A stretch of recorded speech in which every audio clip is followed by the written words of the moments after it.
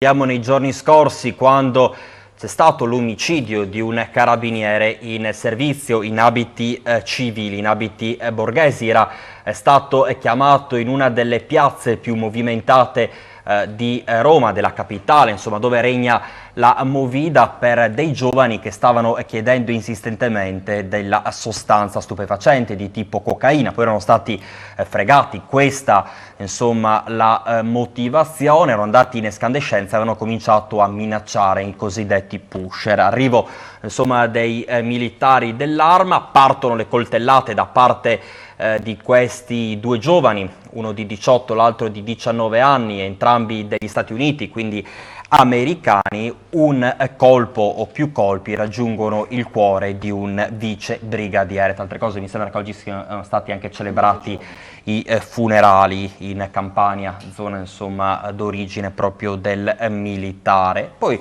apriti cielo, io non voglio entrare nel merito, caro dottor Raffaele Padrone, di quanto è emerso su Facebook della professoressa che si è lasciata insomma scappare con gli insulti. Ecco, ne parleremo magari anche di quello, uno in meno, tra altre cose con una faccia da tonto, non ne sentiremo la mancanza. Quello che fa più specie poi è che nei giorni scorsi, ieri tra altre cose, qualcuno ha pubblicato, ha diffuso sui social network la foto del presunto assassino del carabiniere con una benda, chino con una benda su una sedia ammanettato. Allora, c'è stato un po' di scalpore, qualcuno ha urlato allo scandalo, sono emerse poi delle foto di assassini, di colpevoli di altri paesi. Quando uccidono una persona, cosa fanno di loro effettivamente le forze di polizia che indagano, che lo arrestano? Effettivamente il confronto non tiene, perché insomma l'Italia è a 1, gli altri sono a 10, no? Come severità poi di pene e di reazioni. Io vorrei proprio affrontare con lei, dottor Padrone, la situazione generale. Ecco, il caso di un collega suo, in questo caso un vice brigadiere dell'Arma, che appena sposato perde la vita in un intervento e poi si scatena il putiferio. Facciamo un po' di chiarezza su questa situazione.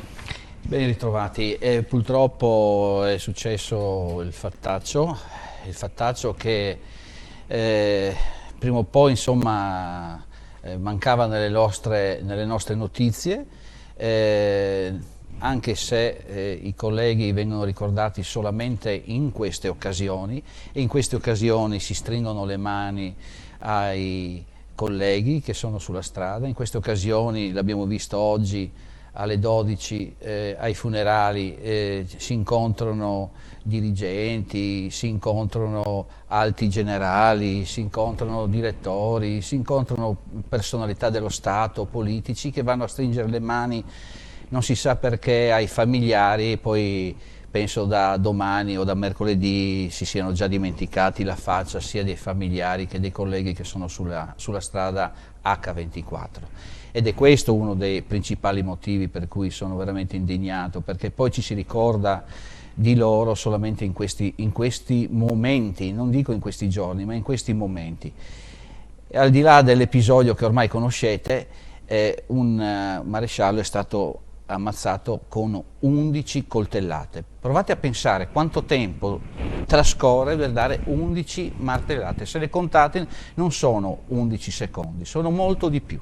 Quindi, cioè, voglio dire, 11 accoltellamenti, 11 accoltellate, 11 colpi difendente, perché pare che poi è un punteruolo, insomma, ma comunque 11 accoltellate, tempo ne passa. Quindi voglio dire, la volontà è totale di ammazzare. Oggi invece cosa succede? Succede l'inverso.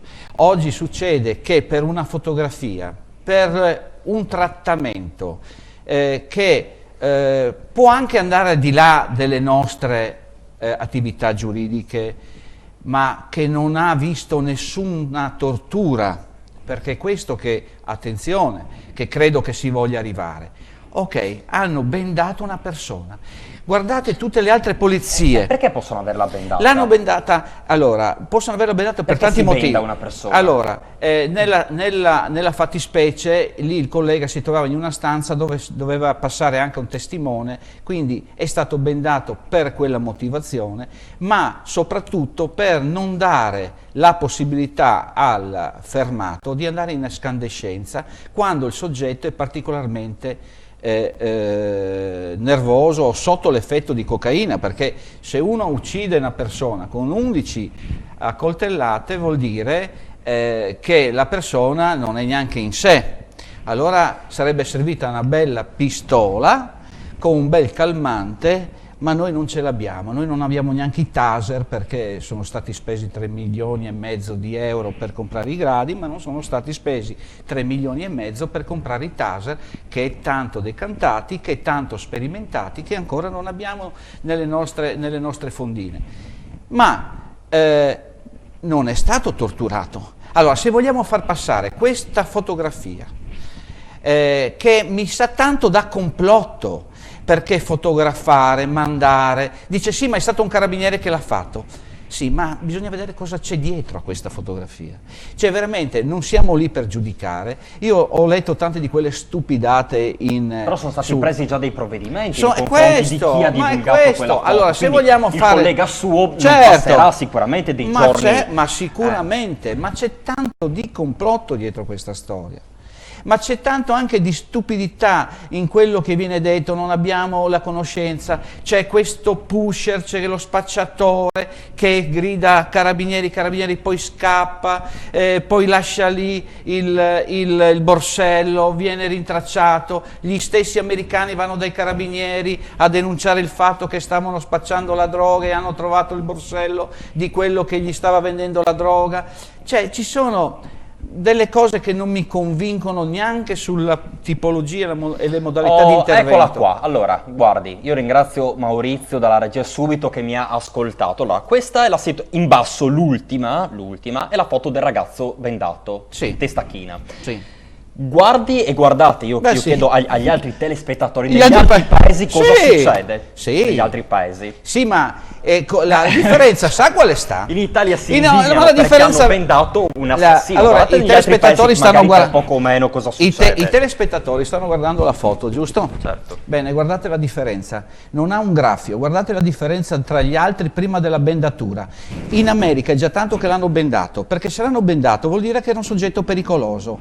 E in America ti lasciano sulla strada. In America, quando ammazzi un poliziotto, c'è la pena di morte. Questo signorino se che non è ti venuto... ammazzano prima. Se non ti ammazzano prima, ma questo... Poi c'è la sedia La sedia elettrica? No, c'è una sedia, mi sfugge il nome, di conversione, una sedia particolare che usano negli Stati Uniti, che ti legano, ma veramente... Cioè, siamo al limite della tortura. Allora, in Italia tutto questo non è concesso. In America, proprio dal paese dove viene questo signorino, c'è la pena di morte, l'ha detto lo stesso Presidente della Repubblica, degli Stati Uniti, e c'è la pena di morte proprio per chi ammazza un appartenente alle forze dell'ordine.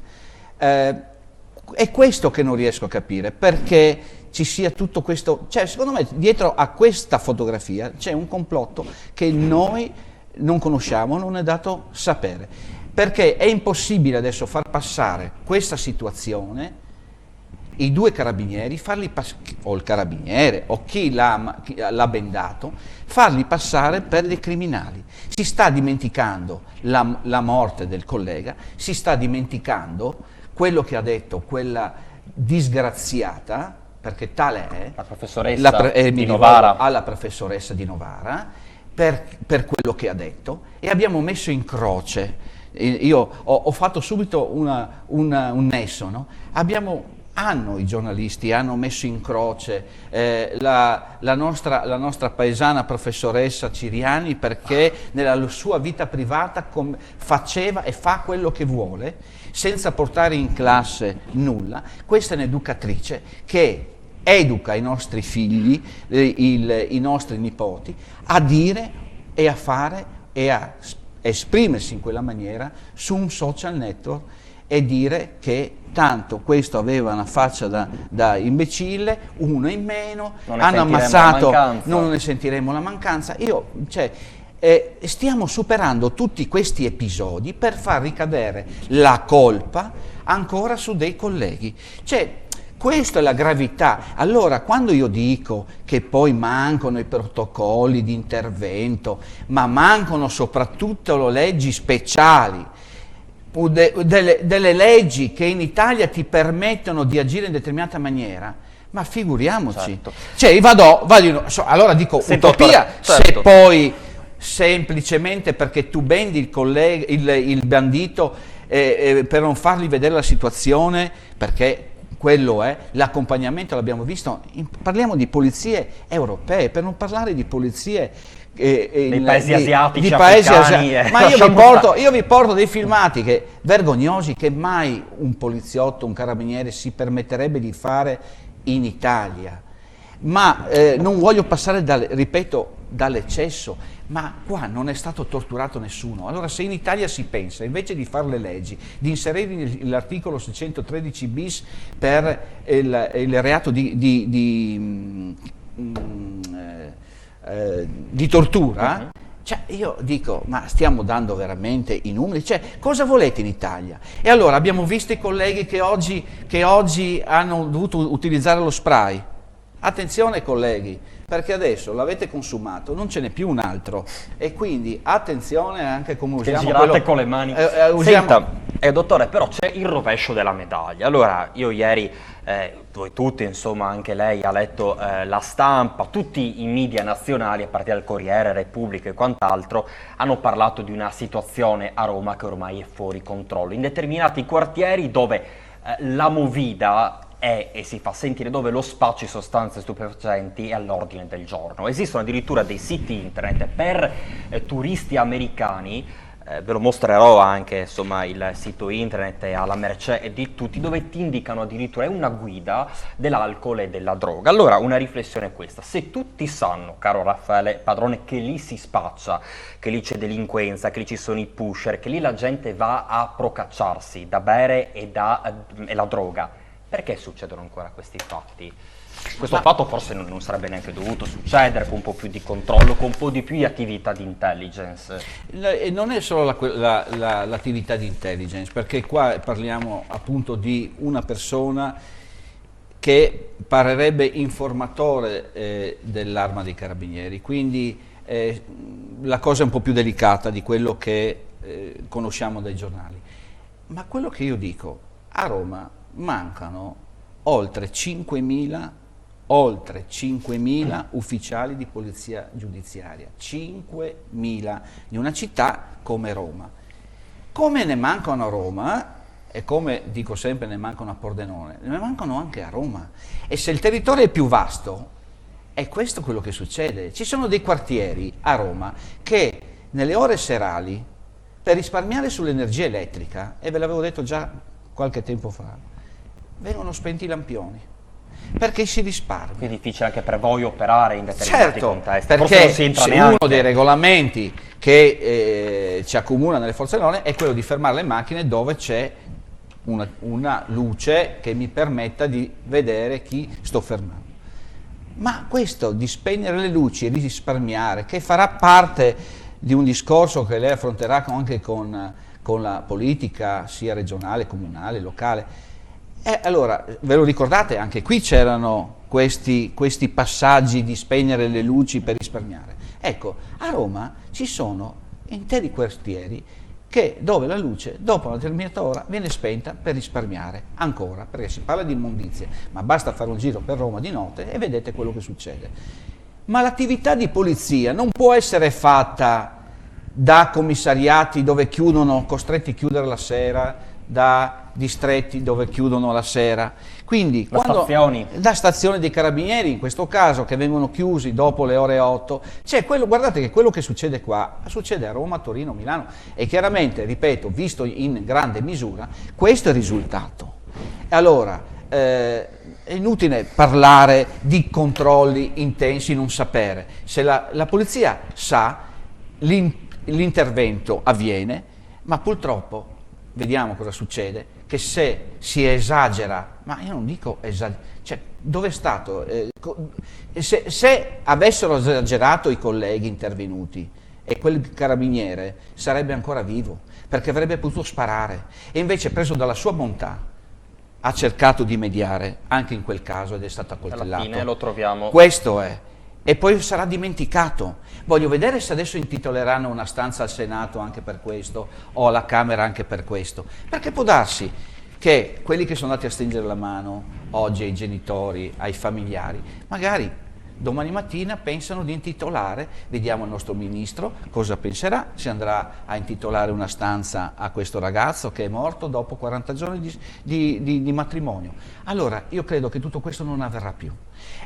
Continueremo a vedere stranieri maltrattati che però possono andare a stuprare una donna, una ragazza italiana, assisteremo ai poliziotti aggrediti nuovamente sui treni, i colleghi, attenzione ve lo ripeto, non avete più la bomboletta perché sono finite, quindi questa sarà la condizione che andrà avanti per anni. Ormai questo è, leggi per noi non ne fanno, leggi speciali non ne fanno, neppure quando siamo di fronte a situazioni chiare, perché ancora ieri, fino a ieri sera, ci sono volute più di 24 ore perché il giudice dicesse confermiamo il fermo. La convalida del fermo, io veramente, la convalida del fermo, 11 pugnalate. Vi saluto perché se no andiamo avanti 2 ore stasera.